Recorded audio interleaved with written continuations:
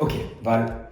Bienvenidos dans ce Construire sus Sueños 2. Aujourd'hui, on se retrouve pour une vidéo sur l'achat avec un prêt étudiant. Ce que je veux, moi, c'est vous partager les vrais chiffres, ce qui se passe réellement quand on investit dans l'immobilier, comment j'ai pu investir avec un prêt étudiant. Dans un premier temps, on va aborder ma situation perso. On va voir exactement qui j'étais et ce que j'avais pour pouvoir investir dans l'immobilier. Dans un second temps, la stratégie d'investissement que j'ai mise en place. Dans un troisième temps, je vais vous expliquer exactement quels sont les détails de l'acquisition. Et dans un quatrième temps, je vais vous montrer comment je m'assure un SMIC en l'espace de seulement 10 ans. Et bien évidemment, dans un cinquième temps, je vais vous donner les 3 erreurs à éviter et les 3 actions à mettre en place dès maintenant. Mais également, vous partager ce rêve et cette beauté qu'a été ce safari et ce voyage en Tanzanie et à Zanzibar. J'espère que vous êtes chaud. Construire sus Sueños, épisode 2. Ça commence maintenant. Dans ces différents épisodes de la série Construire sus Sueños, je vais mêler expériences extraordinaires qui m'arrivent dans ma vie de tous les jours, ici, mon voyage en Tanzanie, avec également la mise à l'honneur d'un appartement. Donc on se retrouve directement sur mon ordi pour faire le point sur ce premier investissement avec un prêt étudiant. Ça va être nature peinture, hyper transparent, c'est parti les amis. Ma situation perso au moment de l'achat. Donc les gars, à ce moment-là, on est en avril 2020. Et en avril 2020, qu'est-ce qui se passe? J'ai 22 ans. J'ai 22 ans, je suis en dernière année de licence STAPS. Donc STAPS, c'est pour être prof de PS. Je suis une incorporation en école de police en septembre. Et je suis sportif de haut niveau en équipe de France de pentathlon. Donc le pentathlon, je vous laisse aller faire vos recherches si vous le souhaitez. C'est le pentathlon moderne, c'est aux Jeux Olympiques. Mais je vous en dis pas plus. Et à ce moment-là, j'habite Paris. Au niveau financier, j'ai pas de salaire, j'ai une épargne de 10 000 euros parce que j'ai fait plein de petits boulots étant jeune et j'ai quand même pas mal bossé, j'ai toujours mis de côté et surtout, je fais partie de la team des rats. C'est-à-dire que j'investis massivement dans mes petits livrets jeunes, dans mes petits livrets A et du coup, tout ce que je peux mettre de côté, je le mets de côté. Je suis pas du genre à flamber en boîte et j'ai tendance à penser vraiment au futur. C'est grâce surtout à l'éducation que mes parents m'ont transmise. Mais au niveau de cette situation, j'ai surtout une énorme prise de conscience. Il y a le Covid-19 qui est passé par là et je suis parti me confiner au Brésil. Ça a été un facteur vraiment de prise de conscience parce que je me retrouve au milieu de la richesse. Je me confine chez un copain qui est en équipe de France d'escrime, qui deviendra plus tard champion olympique. Et je me retrouve chez ses parents qui ont fait fortune, en quelque sorte, dans l'importation et l'exportation de macarons et l'ouverture de café à Manhattan. Et je me rends compte qu'il y a une autre possibilité que cette vie que j'ai eue avec mes parents qui m'ont donné tout leur amour, qui m'ont donné le maximum. Et ça a été vraiment une prise de conscience qui est énorme. Donc ça, c'est ma situation perso au moment où je décide d'investir via un prêt étudiant. Et cette situation perso, depuis, elle a bien évolué.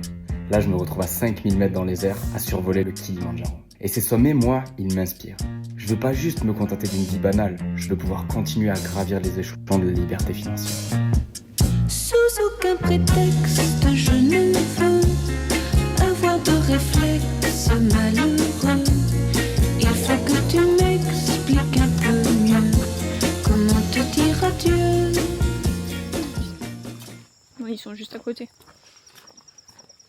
Il y a une petite douche en extérieur et tout. Ouais. Amazing. C'est fou. Bon allez, vas-y, fais-nous visiter. Alors là, du coup, c'est l'entrée. Vous avez la terrasse. Ouais, Là, la belle vue. La vue incroyable. ouais. Et ils ont dit qu'il y avait des animaux... Ouais. On peut accueillir du monde. Hein. On peut danser. Oh. Et là, on peut faire une douche dehors.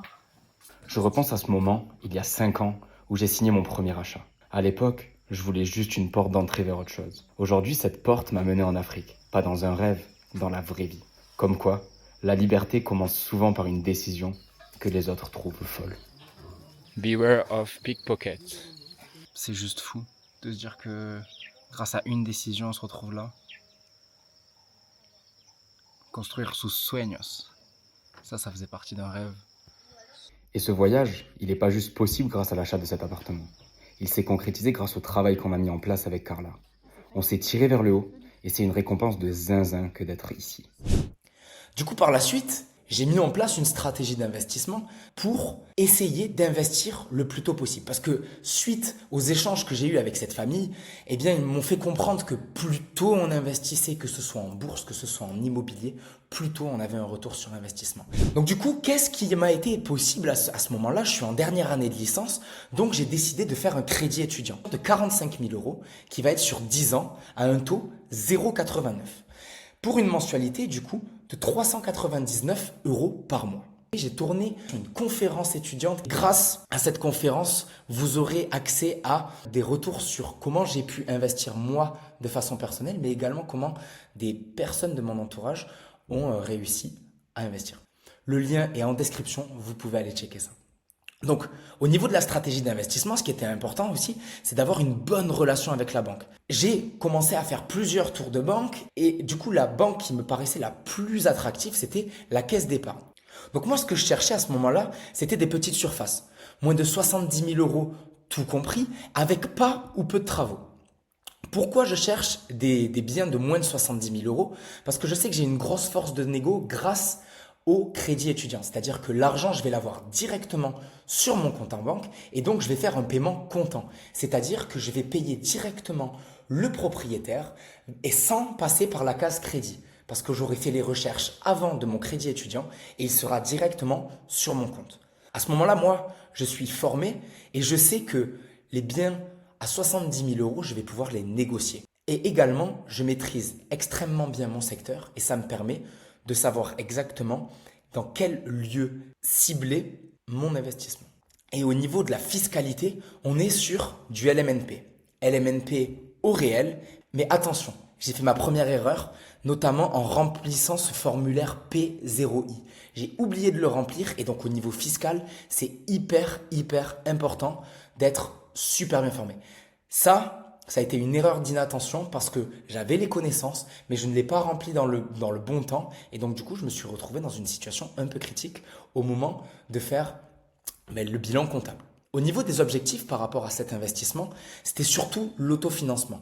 Avec une mensualité de 10 ans, du coup, on se retrouve avec des mensualités qui sont nettement supérieures à un crédit qui va être sur une longue durée. Là, 399 €, donc même 400 €, eh bien, c'est difficile d'avoir quelque chose qui va couvrir l'entièreté du crédit plus les charges inhérentes au bien. Donc moi, ce que je veux, c'est être rentier à 32 ans.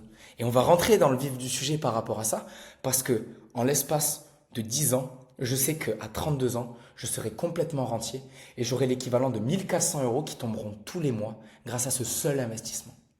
Il y a des petits singes. On va attaquer le safari. Regardez-moi ça. Avec leur longue queue. Il a les couilles bleues, le couze. Hein? Qu'est-ce qui t'arrive? Énorme.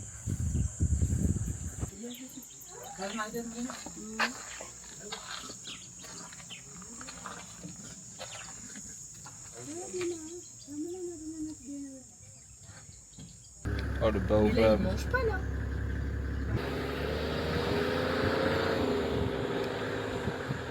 Les biquettes. Où c'est qu'il y a les biquettes? Là, tu vas aller voir. Elles sont les biquettes. Ah ouais, coucou le mas. Incroyable. Et quoi de plus beau que de partir en vacances avec des personnes qui partagent la même vision que nous? Alexis et Anaïs, c'est un couple qu'on a accompagné dans leur premier achat.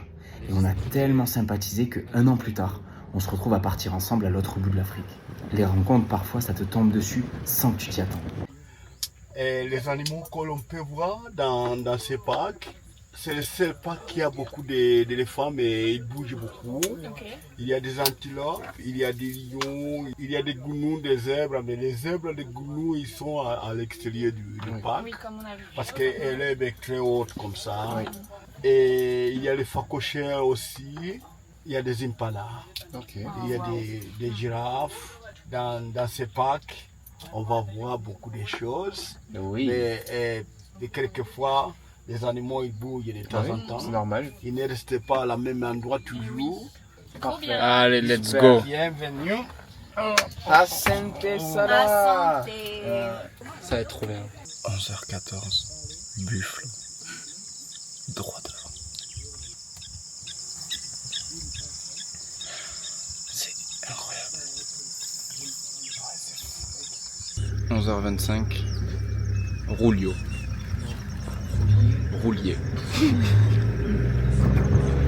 Là, dans l'arbre, il y avait Roulio dans l'arbre.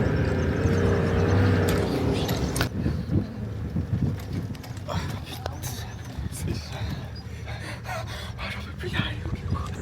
11h28. La pintade. Avec un coup bleu. C'est pas celle qu'on mange à Noël. Bon, si on n'a pas vu d'éléphant, au moins on aura vu des bouses d'éléphant. Ah oui, c'est ça. Voilà. Ça suffit. Au Ça moins, suffit. non, mais Ça suffit. c'est pour les suivre à la piste. Au Oui, moins, on ça sait qu'ils sont par là. Faut les goûter pour voir si elles sont.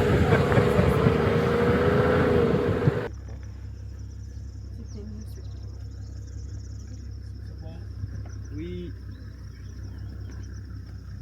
11h42. Aigle pas royal, aigle de Milan. Vraiment ça va. Oh là là. 11h49. Éléphant. Je pète mon crâne. Oh mais il y en a plein. Ils sont 3. Pardon.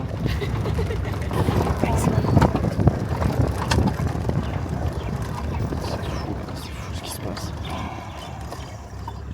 Oh il arrive vers nous là. Regardez là-bas.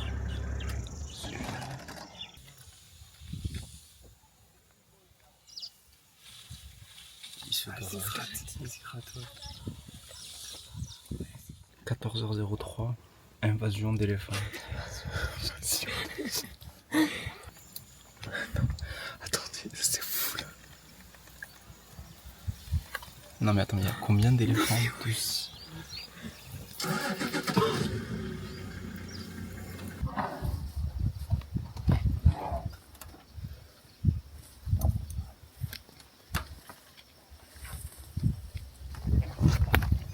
Ça va mon chat. T'as pas trop peur? Mytho, t'étais comme ça. C'est le padre. Padrecito. C'est tous ces enfants, ça. Midi 25. Équipe de babouins. Mais il y en a plein dans les arbres. Mais oui. Il te l'a montré. Je pensais. Il y en a plein dans les arbres. Les cieux, ça. Ça fait mal. 14h30. Impala.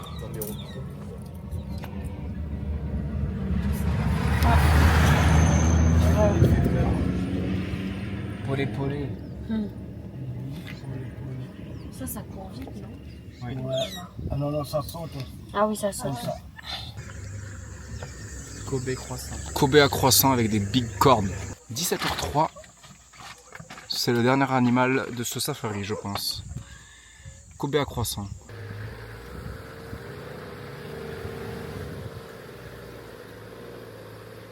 Par en thalassothérapie, c'est à gauche là. T'es au calme là mon chat. J'ai des coups de soleil de zinzin. Comment tu décrirais cette journée? Parfaite. Franchement, c'était incroyable. On a vu des éléphants, des girafes, des animaux de partout. Les éléphants, ils sont passés à ça de nous. C'était incroyable. C'était trop stylé. C'est cool de pouvoir Et là, s'offrir. regardez avec quoi on finit. Waouh.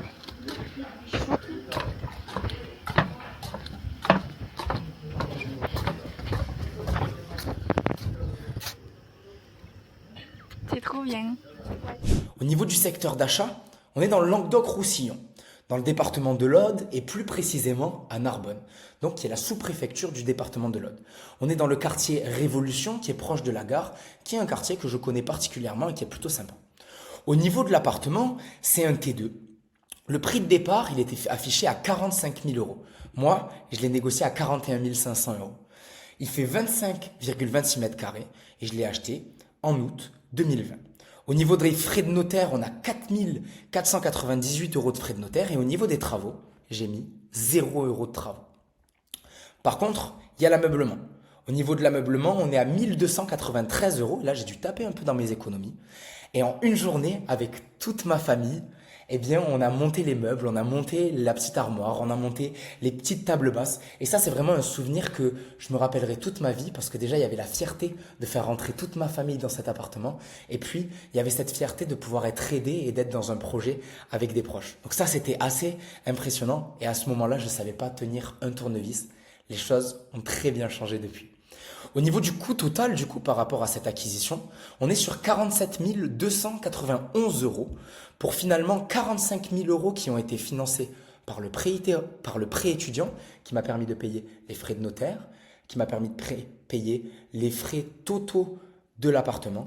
Et du coup, moi, j'ai dû mettre 2 291 € d'apport perso pour payer une partie de l'ameublement et une partie des frais de notaire. Bon, aujourd'hui, c'est cratère de Ngorongoro. Et hier, on n'a pas vu de lion. Mais aujourd'hui... Aujourd'hui, on va chercher On va chercher. Oui. Et le chauffeur, il boit du thé. Il est bourré, le chauffeur. Le chauffeur, il est comique. Oui, il est comique. Le chauffeur... Il est génial. Il est génial, il est au top. Ah, il nous fait la circulation, merci. Le goat qui pense être. Asante sana. Asante sana. Et là, on se dirige vers un lieu légendaire, le cratère du Ngorongoro, un écosystème unique au monde, un amphithéâtre naturel où la vie sauvage est partout. Ça fait 2 jours qu'on parcourt la savane, 2 jours à scruter chaque buisson, chaque herbe haute, à espérer cet instant. On cherche le roi lion. C'est un rêve d'enfant, voir cet animal mythique dans son élément, libre, sauvage, majestueux. Et s'il est quelque part, c'est là-bas qu'on le trouvera.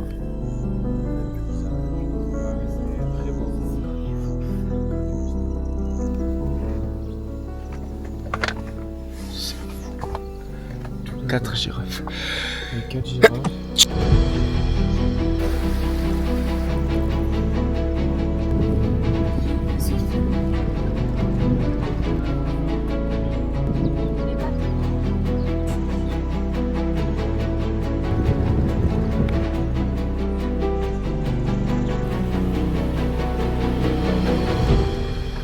On roulait à toute allure sur la piste rouge, le soleil tapait, la poussière volait, et dans le silence tendu du 4x4, on commençait presque à perdre espoir.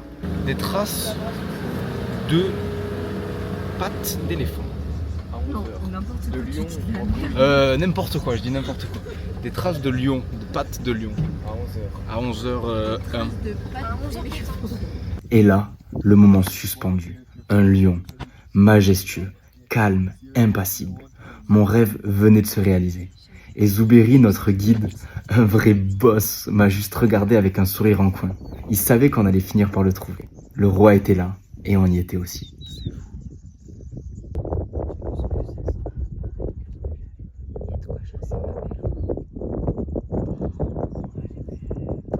Gros couronné, c'est le symbole de l'Ouganda. Ouais. Et là-bas, il y a les autruches. 4 autruches. Soit là, soit là. Soit là, là, là.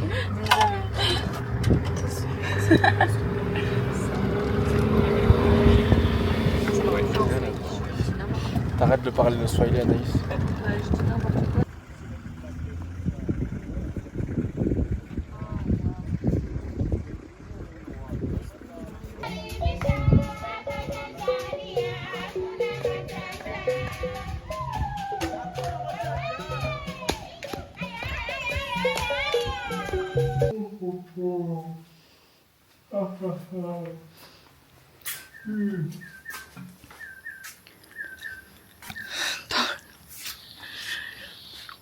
Ton impression? C'est sans voix. C'est fou. C'est fou. Ça, c'est caché. Caribou. Ah, c'est écrit comme ça, caribou. Regarde un peu. Voilà. Là, par contre, ça passe pas le DPE.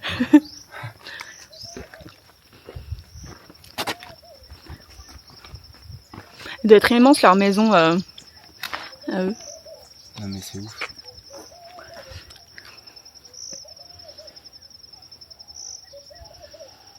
Nous on est au Baobab. On bouge pas au bob. Ok, je crois que j'ai compris tous les mails. En fait, il faut que je signe le contrat, là, les offres de prêt. J'avais 11 jours pour le faire. Depuis le 22, je dois le faire. Donc, il faut juste les codes de mon espace populaire. Je crois que c'est ça qu'il me faut. Bon, du coup, le petit frère est en PLS, moi je suis en Tanzanie. Là, ce qu'il faut qu'il fasse, je lui ai envoyé un petit message avec le portable de Carla. C'est assez spécial parce que c'est hyper stressant quand c'est le premier achat. Et du coup, là, je vais lui expliquer. Je vais lui expliquer un peu comment ça se passe. Mais c'est pas si facile. Du coup, gros, là, ce qu'il faut que tu fasses, c'est tout simple. C'est que tu clôtures ton PEL à la Société Générale, que cet argent, tu le bascules sur le compte de la Société Générale, que l'argent du livret A, tu le bascules également sur ton compte. Derrière, que tu prennes le RIB de l'office notarial et que tu demandes au banquier de la Société Générale de te faire un virement du montant qui est stipulé dans les offres de prêt. Donc en gros, il y a un montant d'apport. Voilà, une fois que tu as fait ça, et bien c'est tout. En gros, il va y avoir tout simplement l'argent qui va être viré sur le compte du notaire. Et comme toi, tu peux pas faire des virements plus élevés que 2500 €, et bien voilà, là, tu auras juste le banquier qui va le faire. Et après, c'est tranquille, tu as signé les offres de prêt aujourd'hui, comme un grand, c'est bien. Pour aussi, c'est quoi, j'en parle à la big Daron, là, après, faut que je l'attrape. Ouais, c'est vrai que c'est quand tu dois faire les choses et tout, tu sais pas comment faire, ça rend ouf. J'ai l'impression de faire mal, de me poser 1000 questions là, alors qu'il faut juste signer 3 paperasses. Ma tête, c'est toute cette histoire de papier qui rentre. Mais t'inquiète, vas-y, je vais faire ce qu'il faut. Ça fait plaisir, ça se responsabilise. En vrai, c'est cool. C'est dur hein, d'acheter, c'est dur de devenir propriétaire. Mais c'est un chemin quand même qui est obligatoire. Enfin, non, qui est pas obligatoire. Mais en vrai, on peut se payer des endroits comme ça parce qu'on est propriétaire. Donc c'est quand même très, très stylé. Et j'espère qu'un jour, il pourra se payer aussi des endroits comme ça. Le process est beau. On arrive directement à une partie hyper intéressante. Les premiers loyers. Alors ça, c'est la première fierté. Quand il y a le premier loyer qui tombe sur ton compte, c'est incroyable. Et le locataire numéro 1, du coup, il s'agit de Juliette. Elle a 24 ans en ce moment-là, elle est plus âgée que moi, elle est employée dans l'agriculture. Je fixe un loyer de 450 €, donc il faut savoir qu'en amont, j'ai fait une étude de marché, j'ai fait une fausse annonce Le Bon Coin.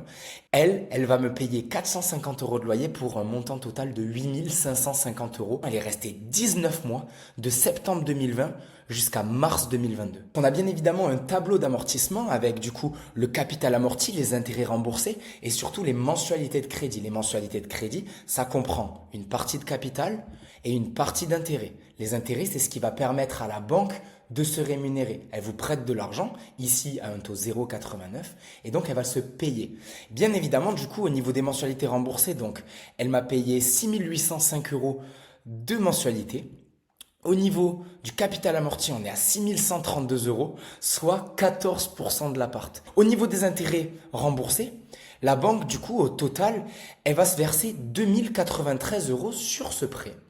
Et donc, moi, au total, donc cette Juliette m'a payé 559 € d'intérêt.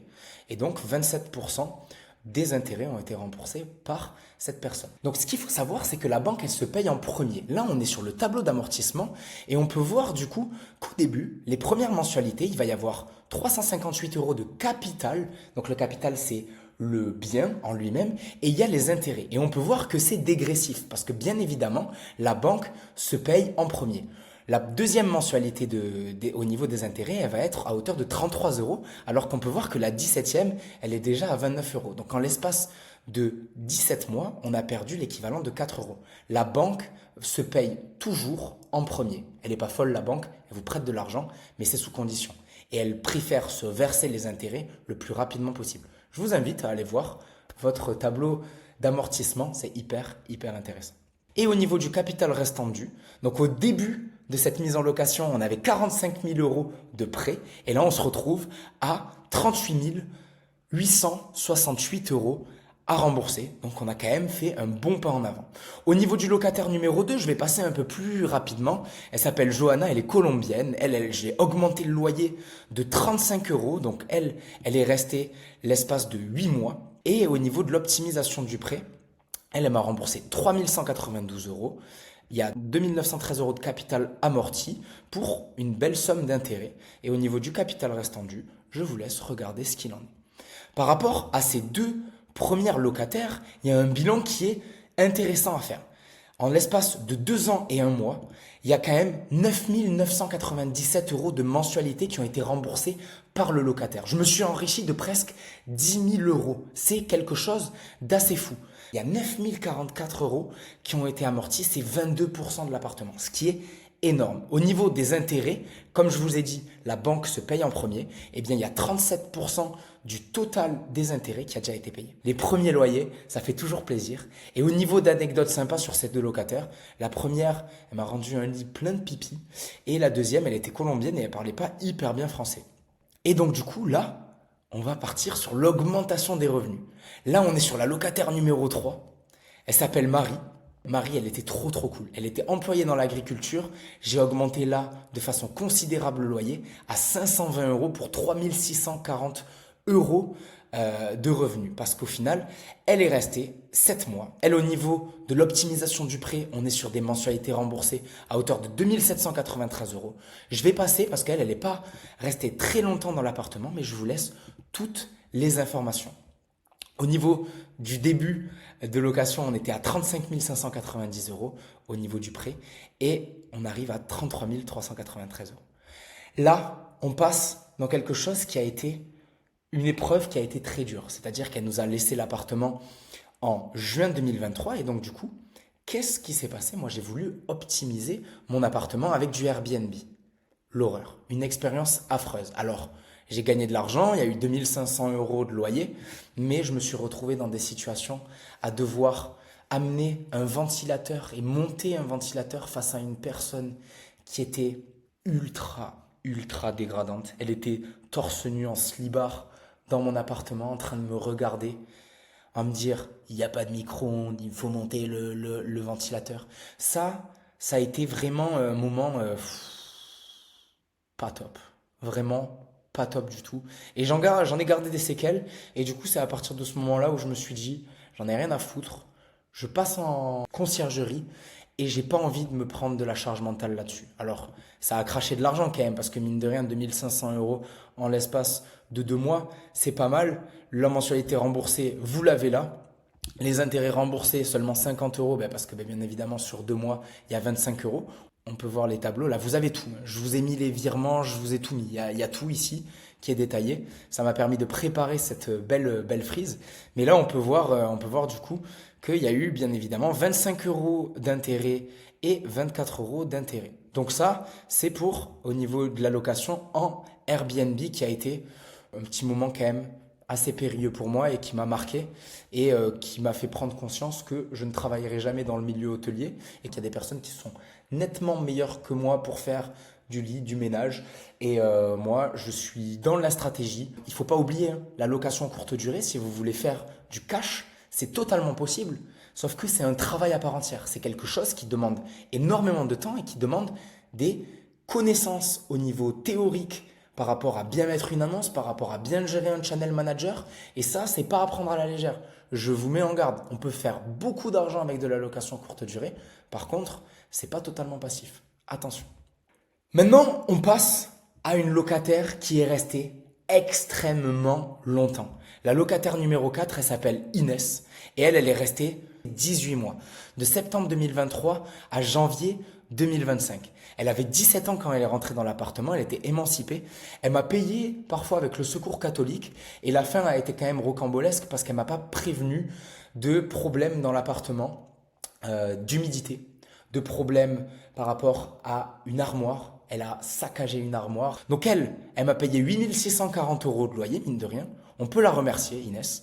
Et en parallèle de ça, au niveau du prêt, donc au niveau de l'optimisation du prêt, elle a remboursé l'équivalent de 7 182 euros de mensualité pour 6 662 euros de capital amorti, 16% de l'appart. Et au niveau des intérêts, on voit c'est dégressif, 398 euros d'intérêts remboursés. Donc c'est quand même hyper intéressant. Elle paye les intérêts de la banque et elle paye mon appartement. Donc on a commencé avec elle à 32 290 euros au niveau du prêt et on finit à 25 996 euros. Au niveau du bilan, 4 ans, 4 mois de location. Au niveau du capital amorti, 19 000 euros. On se rapproche des 20 000 euros. Au niveau des intérêts remboursés, on est à 1415 euros, donc soit 68% du total. On arrive proche des 2093 euros. Et au niveau des mensualités, on est à 20 770 euros. On se rapproche d'aujourd'hui. On est avec le locataire numéro 5, Antoine. Antoine, il a l'âge de mon petit frère. Il est médecin en pharmacie. Et avec Antoine, ça a été assez particulier parce qu'entre Inès et Antoine, j'ai eu 22 jours durant lesquels il n'y a eu personne. Lui, il est rentré en mars 2025 et pour le moment, il est toujours là. Donc, je ne sais pas combien de mois il va rester. Si ça se trouve, il va rester des années et des années. Il se plaît bien dans cet appartement.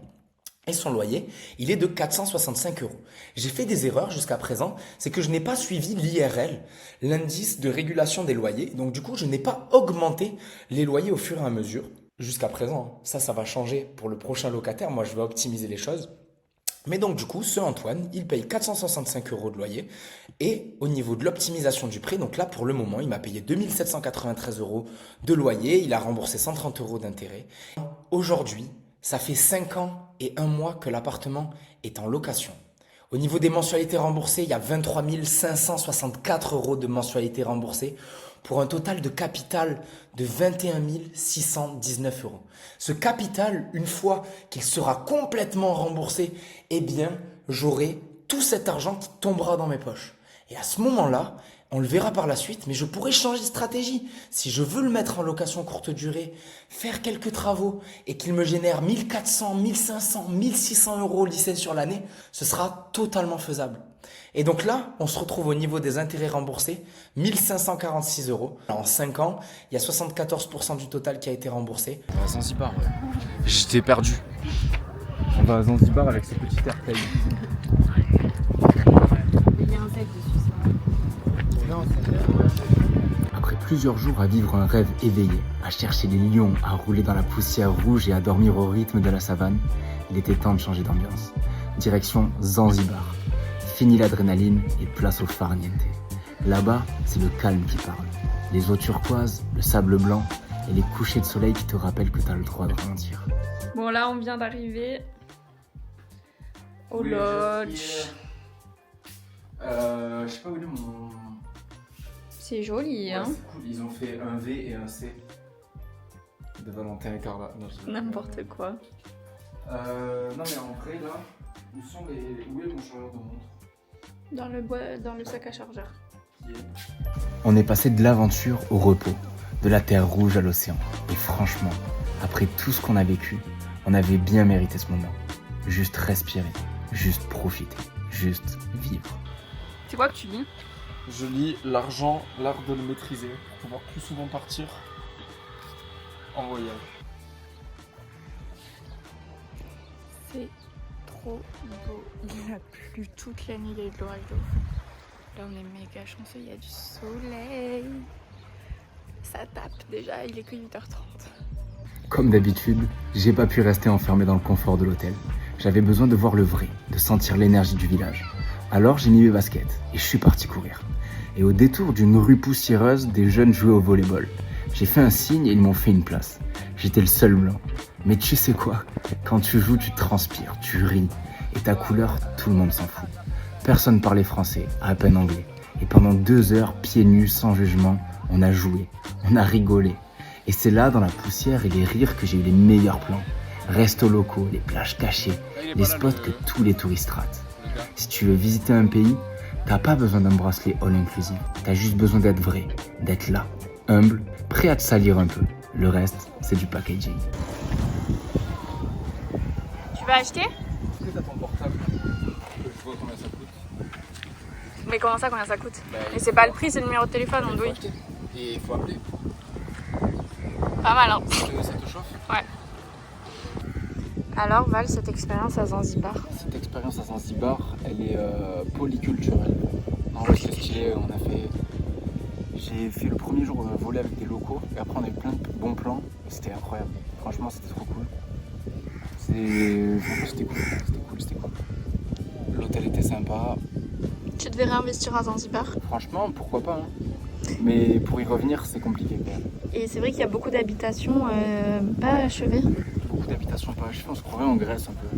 Mais Grèce un peu plus chaude. Et du coup, moi je me suis demandé s'ils achetaient pas les terrains, ils construisaient les trucs pour faire prendre de la valeur au terrain. C'est possible. En attendant, après. C'est possible. Voilà. Donc là, on a vu pas mal de choses, ce voyage en Tanzanie, ce premier investissement qui m'a permis d'atteindre mes objectifs et de pouvoir être libre financièrement aujourd'hui, complètement libre. Mais il y a 3 erreurs qu'il y a à éviter. Les gars, déjà, ne pas compter les charges inhérentes au projet global. C'est la base de la base. Il faut savoir exactement toutes les charges qu'il va y avoir sur un appartement. C'est hyper important. Ne pas approfondir son étude de marché, c'est l'erreur numéro 2. C'est hyper important de savoir où on investit. L'emplacement, quand c'est son premier investissement, c'est la base. Quand on veut prendre plus de risques, quand on a 5, 6, 7 appartements, on peut le faire. Mais sur le premier, c'est hyper important. Et la 3e erreur, elle est basique, c'est de ne pas se former. Ne pas se former, c'est foncer tête baissée dans un mur. Parce que sans toutes ces connaissances-là, jamais de ma vie, j'aurais pu m'en sortir et j'aurais pu dupliquer plusieurs opérations. Et du coup, on a vu les 3 erreurs à éviter. Et il y a 3 choses à faire dès maintenant. La chose numéro 1, c'est apprendre à épargner pour se constituer une épargne de précaution. Si j'avais pas eu ces 10 000 €, j'aurais pas été serein. J'aurais pas pu me sentir en pleine capacité de mes moyens pour faire ce premier projet. C'est hyper important également de s'inspirer de personnes qui ont réussi. En t'abonnant à ma chaîne, ça peut être sympa. Et aussi en te développant un réseau et en sachant t'entourer. Et la 3e chose, on revient sur la même chose, c'est apprendre et se former. Les gars, vous pouvez faire les choses. Vous pouvez avoir accès à ma conférence via laquelle j'ai investi via un prêt étudiant. Et je vous montre également comment 4 autres personnes ont réussi à faire de même. Si ça vous intéresse, vous avez le lien dans la description de cette vidéo. En tout cas, c'était un plaisir de se faire cette vidéo. On se retrouve dans 1 mois pour le construire sous Sueños 3. Là, on va parler de 3 appartements que j'ai achetés directement à la même vendeuse qui m'a vendu ce premier appart. J'étais déjà à plus de 35% d'endettement. J'avais un salaire de flic de 1 400 €. Et là, comment j'ai fait pour continuer? On voit ça dans le prochain épisode. Reste connecté. Je te souhaite une bonne journée ou une bonne soirée en fonction de quand tu regardes cette vidéo. Rien n'est impossible. On continue à investir. C'était Val. Peace. Oh, elle était bien celle-là.